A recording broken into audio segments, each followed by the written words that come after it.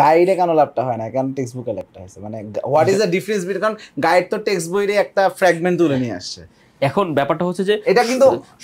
একটা মানে অনেকের প্রশ্ন, সবার কিন্তু কম্প্রিহেনশন অ্যাবিলিটি একরকম না, বোঝার যে ক্ষমতাটা, যার বোঝার ক্ষমতা এক্সট্রাঅর্ডিনারি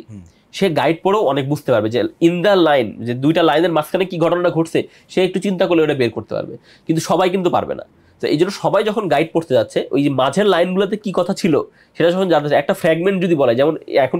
সোশ্যাল মিডিয়ার যুগে দেখা যাচ্ছে যে অনেক বড় একটা ভিডিও হয়েছে তার মধ্যে ছোট একটা অংশ কাট করে দিয়ে দিল, তাহলে ওটা রিপ্রেজেন্টেশন কিন্তু কমপ্লিটলি ডিফারেন্ট হয়ে যাচ্ছে। এখন দেখা যাচ্ছে যে একটা